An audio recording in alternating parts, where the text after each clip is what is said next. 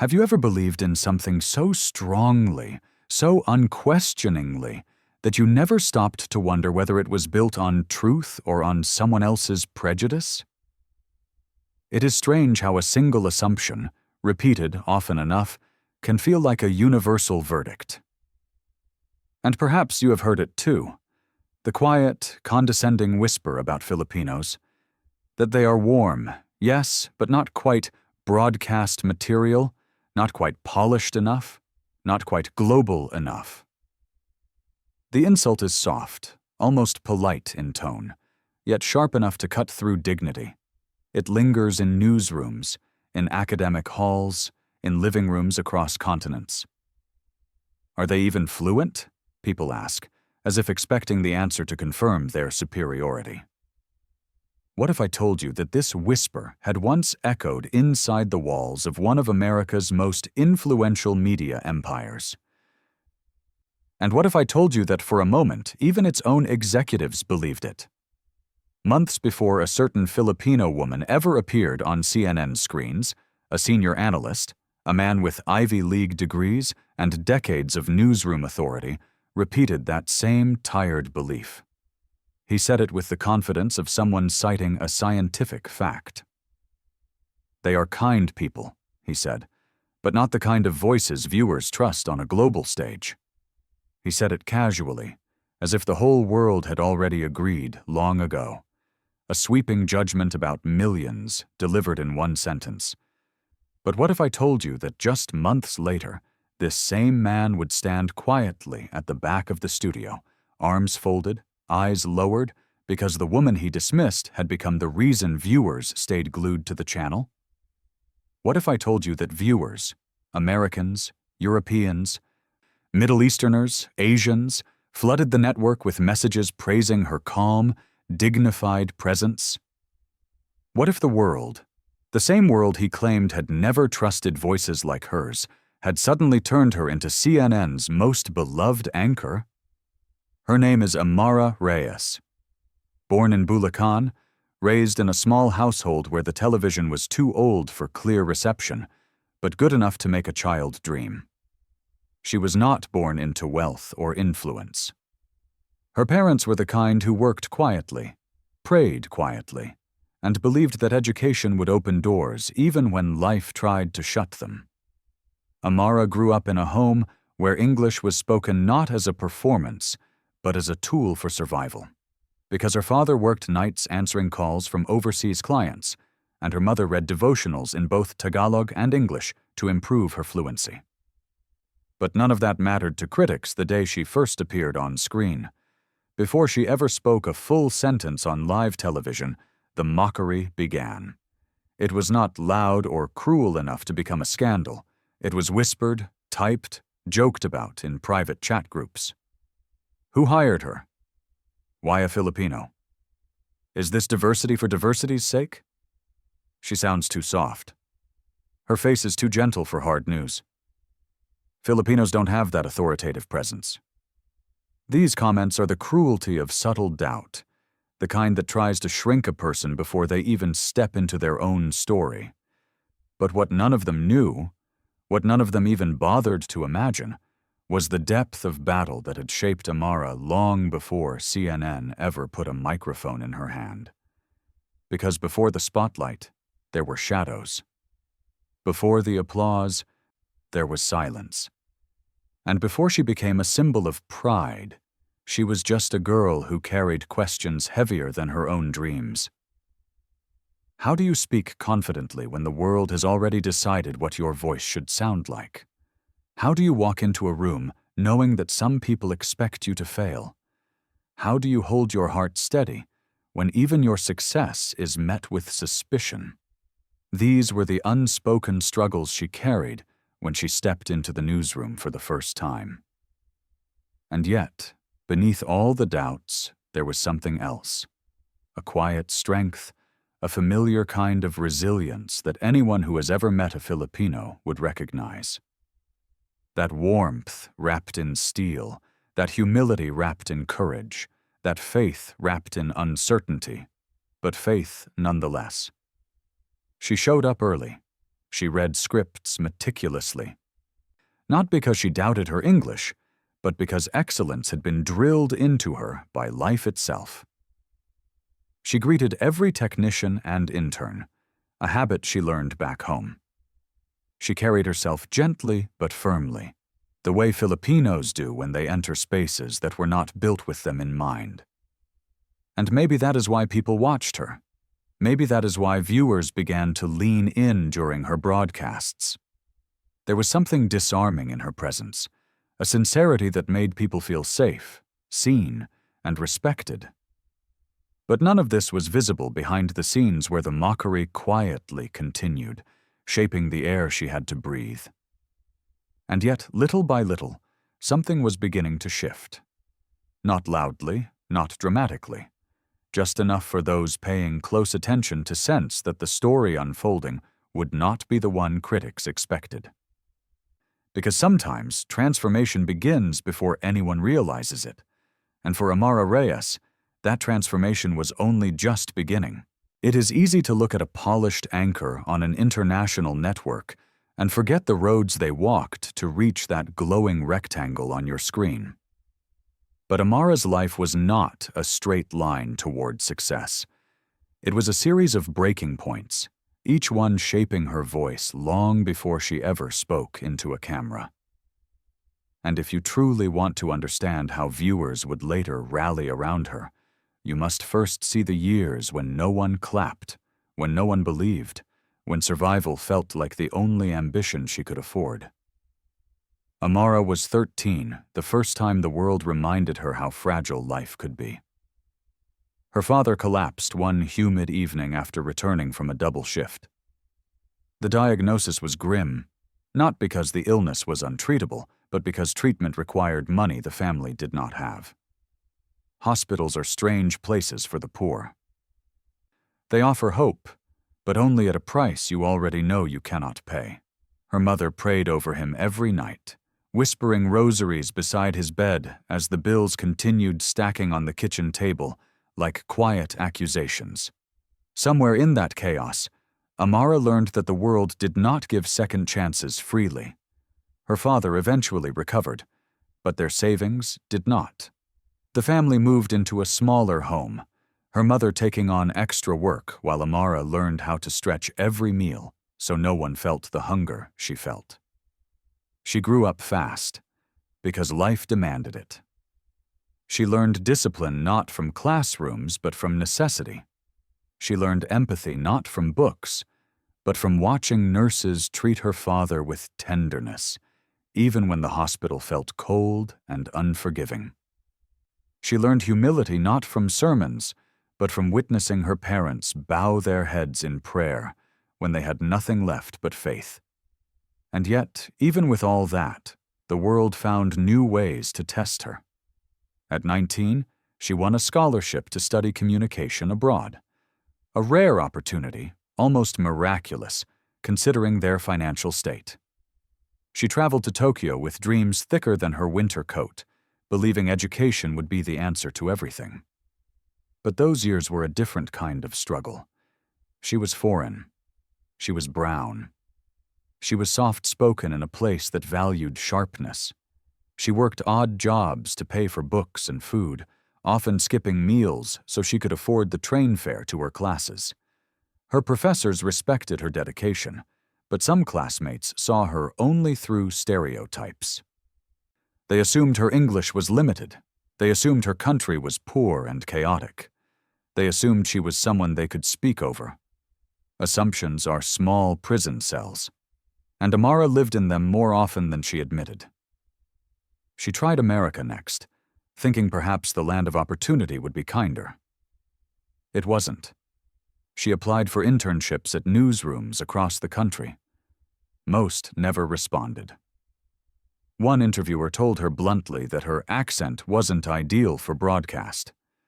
Another suggested she consider behind-the-scenes roles instead. She nodded politely, even though something inside her cracked a little each time. Europe was no better. She tried, failed, tried again, failed again.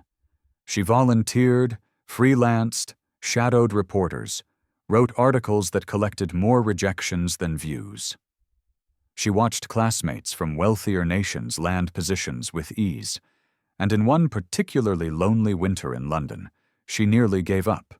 She fell sick, exhaustion mixed with stress, but without insurance, the clinic turned her away unless she paid in full.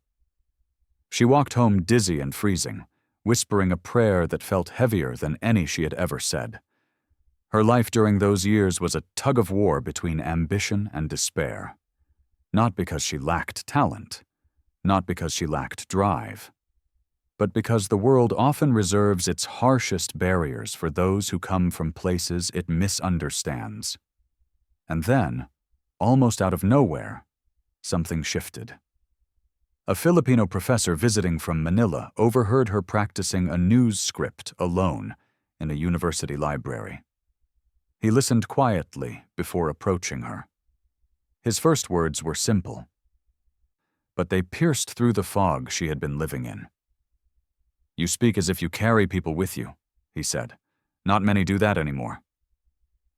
Amara laughed nervously, brushing it off, but he insisted. He told her that voice, her voice, the one others dismissed, was exactly the kind of voice viewers trusted in the Philippines.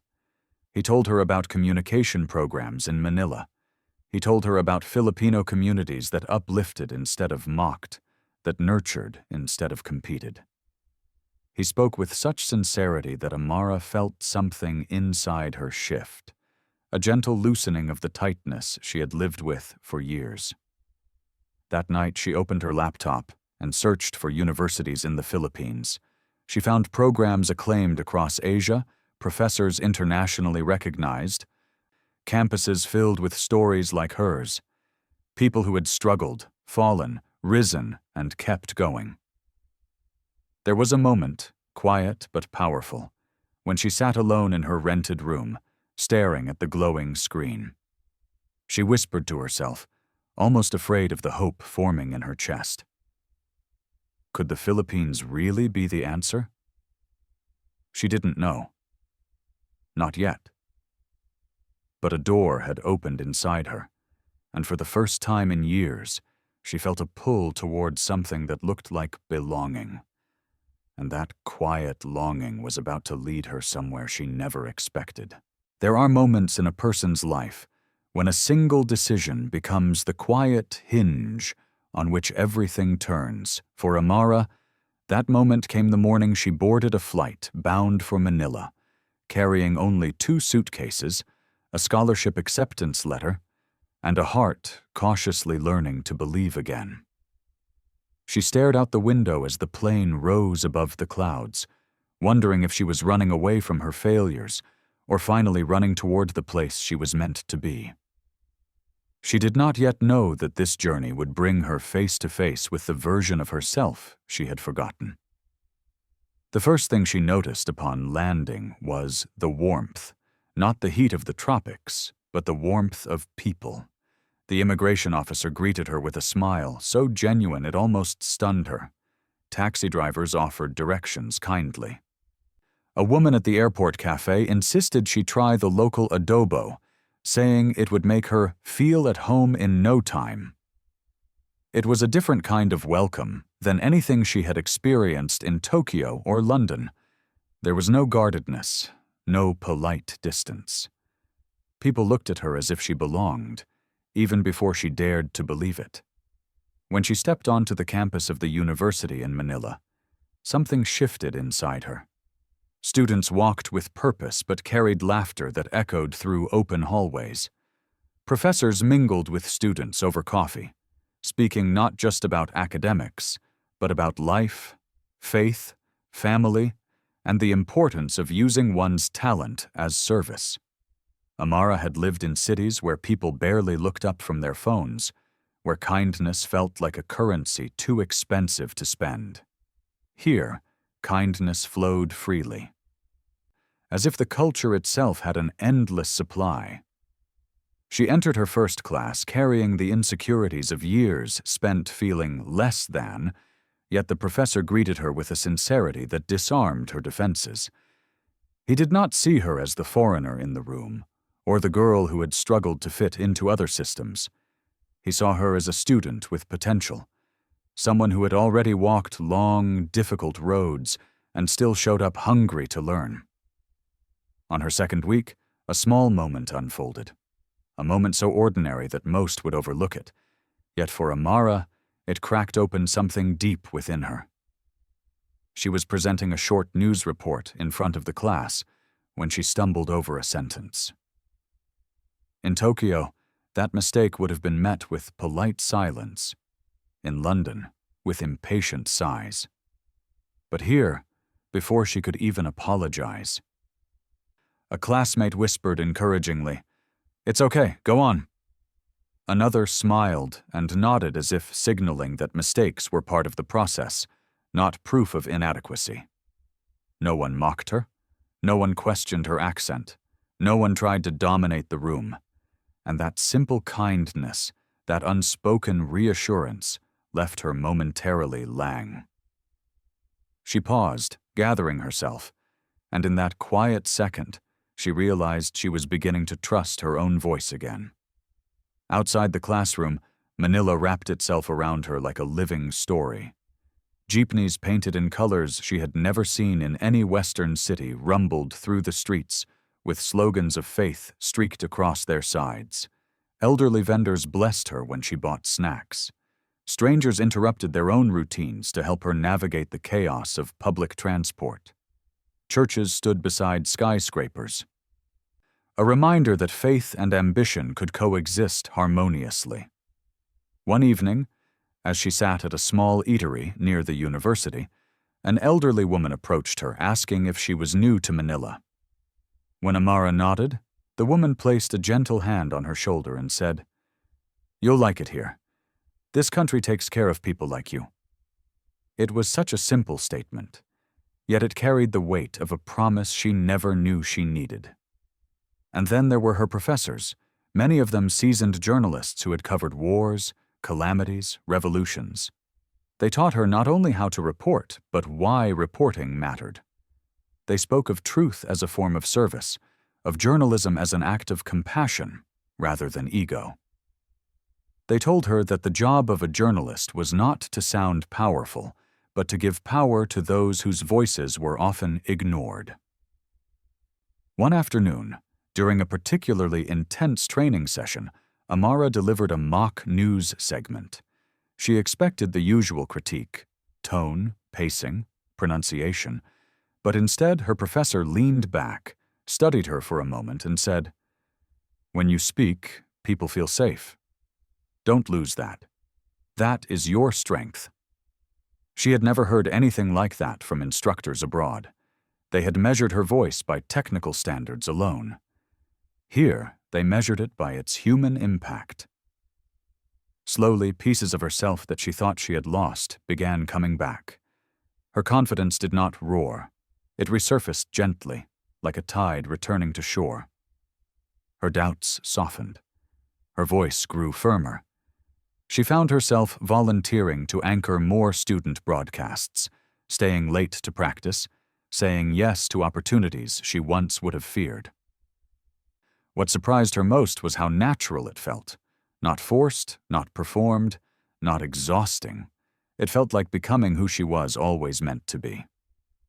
And as Manila's sun poured through the newsroom windows during one of her final training sessions, she realized something she never dared to imagine years earlier. For the first time in her life, she did not feel like she was trying to fit in. She felt like she finally belonged. Belonging, as Amara would soon discover, is not a single moment, but a series of gentle confirmations. It shows itself in the small, almost invisible details of daily life, in the smiles exchanged with strangers, in the quiet assurance that you do not need to prove your worth every second just to be accepted. And as months unfolded in Manila, that sense of belonging deepened in ways she never expected. It did not arrive with grand declarations or dramatic scenes. It came in the soft, steady rhythm of Filipinos simply choosing kindness, again and again, without asking anything in return. Her days soon filled with a routine that felt strangely healing. Mornings began with the warm aroma of street-side pandesal and the chatter of students heading to class. Afternoons were spent in the university newsroom, headphones on, eyes focused, learning how to shape stories with clarity and compassion. Evenings often ended with classmates inviting her to sharing meals, asking if she had eaten, caring for her in that instinctive Filipino way that makes even the weariest soul feel seen. She had lived in cities where everyone rushed past each other, where ambition overshadowed humanity. Here, ambition still existed, but it was infused with something gentler, a sense of collective spirit, a quiet belief that lifting others did not diminish oneself. There was one particular day that stayed with her. A typhoon had swept through parts of Luzon, leaving communities devastated. While the world moved on with barely a mention, her professors and classmates mobilized without hesitation. They packed relief goods, gathered donations, checked on families in affected areas. Even when some of them had lost electricity or were dealing with their own damaged homes, Amara joined them, standing shoulder to shoulder with students who had grown up carrying burdens heavier than she could imagine, yet still found it in their hearts to give. She watched as they loaded trucks, cracked gentle jokes despite exhaustion, and bowed their heads in prayer for strangers they had never met. And in that moment, she felt a pang of awe so deep it left her breathless. These people had every reason to be bitter. Life had tested them in ways she had only begun to understand. Yet their strength was not loud or angry. It was steady, hopeful, rooted in faith. She had never seen resilience shaped by so much compassion. Their courage did not come from privilege or pride, but from an unwavering belief that goodness was worth fighting for. It was during one of their student broadcasts that the shift within her became unmistakable. The assignment was simple: deliver a special report on community rebuilding. But when Amara stepped in front of the camera, something extraordinary happened. The words flowed not from skill alone, but from sincerity. From everything she had witnessed, everything she had absorbed, everything the Philippines had quietly been teaching her. Her tone carried warmth without losing strength, empathy without losing clarity. She spoke as someone who not only understood the story, but carried it in her heart. When the broadcast ended, the room fell silent for a moment. Not because she had made a mistake, but because everyone felt it, that something had changed. Her professor nodded, eyes soft, and said, This is the anchor you were meant to become." That night, walking back to her dorm, she felt a strange warmth rising in her chest. It was not pride exactly, and not relief. It was something deeper, a sense that the country she had come to for an education was quietly rebuilding her from the inside out. Weeks turned into months, and with every passing day the transformation deepened. Her doubts no longer haunted her. Instead, she woke with purpose, eager to learn, eager to serve. She volunteered at local stations, shadowed veteran journalists, interviewed community workers, and covered stories that tested her emotionally. But each challenge only pulled her closer to the truth she had resisted for so long. She was no longer the girl who stumbled through foreign cities, trying to fit into molds that were never meant for her. In the Philippines, she was allowed to be human, flawed, learning, growing, and still be embraced. And somewhere in that acceptance, she found her courage again. One evening, after a long day in the newsroom, she walked through the university chapel. The candles flickered softly, illuminating walls filled with prayers written by students and parents. She paused before an empty pew and sat down, letting the weight of her journey settle. She whispered softly, almost as if afraid to break the quiet. "I have never seen this anywhere else. Her voice cracked, not from sadness but from overwhelming gratitude. She thought of the hunger she survived as a child, the rejections she endured abroad, the loneliness that nearly crushed her. She thought of the mocking voices that once defined her. And then she thought of Manila, the place that gave her back her voice, her dignity, her sense of purpose. And in that stillness, she understood something profound. The Philippines had not simply welcomed her, it had healed her. And as she rose from the pew that night, a quiet conviction settled in her heart. A conviction that would shape every decision she made moving forward, long before CNN would ever know her name. Transformation often arrives quietly, not with grand announcements, but with a steady certainty that unfolds within you. By the time Amara completed her program in Manila, she was no longer the hesitant young woman who once questioned the worth of her own voice. She carried herself differently now, with a calm rooted in something deeper than confidence, something forged through kindness, faith, and the resilience she absorbed from the people who had embraced her. And even though she never sought recognition, life has a way of calling upon those who have quietly prepared in the dark. Her opportunity came unexpectedly. A CNN regional executive visited the university during a journalism forum.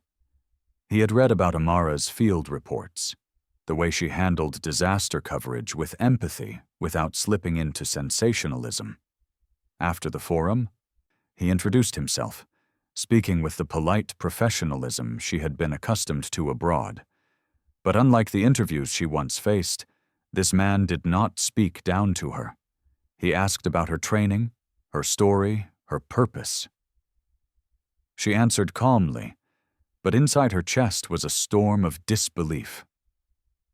When he extended an invitation to audition for a junior anchor position, she felt the air thicken around her. That night, she sat at her small desk in the dorm she had called home for years. She stared at the email confirming her audition date. Manila had restored everything she had lost. Would she risk leaving it? Would she return to the very world that once rejected her? Her heart ached at the thought, but she knew that refusing out of fear would betray everything the Philippines had taught her. Filipinos did not run from opportunity. Even when the world underestimated them, they rose quietly, prayed deeply, and walked forward with courage. So she boarded another plane, not to escape failure this time, but to honor the journey that had reshaped her. The CNN building felt colder than she remembered media institutions being. The halls were sleek, the lights harsh, the atmosphere clinical. During her audition, the panel listened intently but without expression. It felt like the Japan interview all over again, the American rejections, the London criticisms. Yet she stood firm, letting the calm she learned in Manila guide her tone. She imagined the jeepneys, the chapel candles, the voices of classmates cheering her on. And when she finished, she bowed her head slightly, a habit she had picked up from Filipino elders, and thanked the panel with sincere humility. Weeks passed with no word. She returned to Manila for a short visit, unsure of her future. But then, one sunset, while she sat outside a small cafe overlooking the city, her phone rang. The voice on the other end was formal, almost stiff. "Congratulations, Ms. Reyes. We would like to offer you the position." She froze, the Manila sky glowing orange above her. And as she whispered her quiet, "Yes, sir, thank you," she felt tears slip down her cheeks. Not from the achievement, but from a realization that hit her with breathtaking clarity. CNN had given her a job, but the Philippines had given her the strength to accept it. Her debut on CNN was simple, a short segment, a modest slot. Yet within days, something unexpected happened. Viewers noticed her, not because she demanded attention, but because she made them feel something they had not felt in years. News had become loud, divisive, cynical. But when Amara spoke, people sensed sincerity. She delivered stories with the calm confidence of someone who understood suffering yet refused to surrender to bitterness. Her voice was steady, warm, grounded. She did not imitate American anchors. She did not force herself into a mold. She brought the Philippines with her, its gentleness, its strength, its unwavering humanity. And viewers felt it. They wrote in, they commented, they shared clips of her broadcasts. "Who is she?" they asked. "Why does she sound so comforting?" "There's something different about her." A response slowly swelled, the kind even senior anchors struggled to earn. It grew quietly at first, then surged. The producers were stunned. Episodes featuring her drew higher engagement. International viewers praised her clarity, her compassion. The same newsroom that once whispered doubts now found itself expanding her role. But the most powerful moment came months later, after her segment on a natural disaster. She reported with grace, honoring the victims without exploiting their pain. When the broadcast ended, social media exploded with messages thanking her, praising her, calling her the most trusted voice on the network. And somewhere in the building, the analyst who once mocked the idea of a Filipino anchor stood in the hallway, head lowered, stunned by what the world had just affirmed.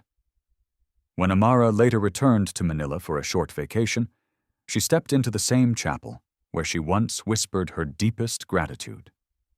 She lit a candle. She sat alone. And in that quiet space, she allowed the truth to settle inside her. CNN gave her a platform, but it was the Philippines that transformed her into someone worthy of it. Her story was no longer just her own. It became a testament to something bigger, a truth the world often forgets, but desperately needs to remember.